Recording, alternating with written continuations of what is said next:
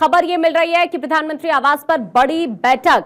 PM आवास पहुंचे हैं केंद्रीय मंत्री जेपी नड्डा, गृह मंत्री अमित शाह, राजनाथ सिंह भी यहां पर पहुंच चुके हैं। रेल मंत्री अश्विनी वैष्णव भी पीएम आवास पहुंचे हैं। तो आपको बता दें, ये मीटिंग बहुत ज्यादा इंपॉर्टेंट है और जाहिर तौर पर ऑपरेशन सिंदूर के बाद साथ साथ एलओसी के जो करंट हालात हैं उनको लेकर देखा जाए तो अभी ये जो बैठक है बहुत अहम ये बैठक। हालांकि रेल मंत्री अश्विनी वैष्णव भी पहुंच चुके हैं, गृह मंत्री अमित शाह पहुंच चुके हैं, रक्षा मंत्री राजनाथ सिंह भी बैठक में शामिल होने के लिए पीएम आवास पहुंचे हैं। तो पीएम आवास पर ये बड़ी बैठक और ये बैठक बहुत इंपॉर्टेंट। अक्षय इस वक्त हमारे साथ लगातार बने हुए हैं। अक्षय का सीधा रुख कर लेते हैं। अक्षय, जाहिर तौर पर लगातार डिस्कशन हम कर रहे हैं और इससे पहले हमने देखा ऑपरेशन सिंदूर के जरिए किस तरह से पाकिस्तान को जवाब दिया गया और कहीं ना कहीं अब ये तो पूरी दुनिया में मैसेज जा चुका है कि अगर आपने भारत की तरफ गलती से भी आंख उठाकर देखी या फिर भारत के लोगों के साथ गलत किया तो फिर क्या हश्र हो सकता है। और उसका जिक्र तो कल प्रधानमंत्री नरेंद्र मोदी की तरफ से भी किया गया जब जवानों के बीच प्रधानमंत्री पहुंचते हैं।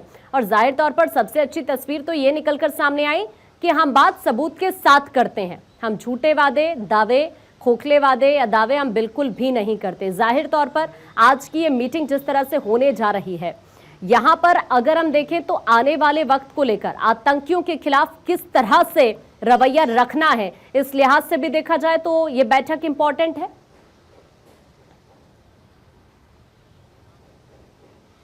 देखिए, वो तो पहले से तय हो चुका है कि आतंकियों के खिलाफ भारत सरकार और भारत किस तरह से सोचता है। उनके खिलाफ जीरो टॉलरेंस की नीति प्रधानमंत्री पहले ही कह चुके हैं। तो ये माना जा रहा है कि वो तो एजेंडा में हमेशा से भारत के रहा है, रहेगा और निश्चित रूप से उस पर भी चर्चा की जा सकती है। लेकिन सबसे प्रमुख होगा कि किस तरह से एलओसी पर अपनी सुरक्षा व्यवस्था को कड़ी किया जाए और बेहतर तरीके से किस तरह से सामंजस्य एजेंसियों के बीच में कोऑर्डिनेट किया जा सकता है। क्या कुछ सेना को और हथियार उपलब्ध कराए जा सकते हैं, उनके सिस्टम को क्या अपग्रेड किया जा सकता है। ये तमाम मुद्दे सीसीएस के बैठक में रहने वाले हैं। सीसीएस की बैठक खबर आ रही है कि शुरू हो चुकी है। ऐसे में अब इस बैठक पर सभी की नजर रहेंगी। लगभग ये कहा जा रहा है कि लगभग सीसीएस की बैठक 25 मिनट के आसपास चल सकती है। 20 से 25 मिनट सीसीएस की बैठक होगी और उसके बाद कैबिनेट की बैठक होगी जहां पर तमाम प्रस्ताव पारित किए जा सकते हैं।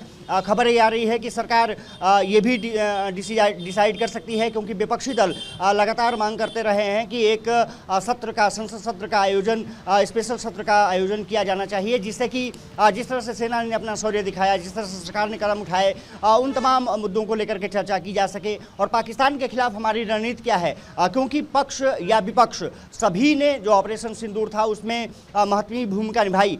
सरकार का ये था कि उनको डिसीजन लेना था, पक्ष का था कि उसको साथ देना था और पक्ष विपक्ष ने सभी ने साथ मिलकर के जिस तरह से इस ऑपरेशंस को अगर आगे बढ़ाया, अगर सत्ता पक्ष ने कार्रवाई की तो विपक्ष ने पूरा उनका मनोबल बढ़ाया। कोई ऐसा विपक्षी दल नहीं रहा जिसने ये कहा होगा कि ऑपरेशन सिंदूर से आप पीछे हटिए। ऐसे में साफ तौर पर है कि सरकार इसकी तरफ भी सोच रही है।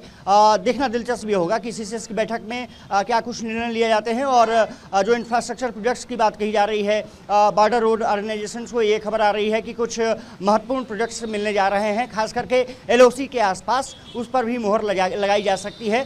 देखना दिलचस्प भी होगा कि किस तरह से कोऑर्डिनेशन होता है। ये माना जा रहा है कि नेशनल हाईवे से संबंधित प्रोजेक्ट्स पर भी कुछ मुहर लगाई जा सकती है, खास करके जो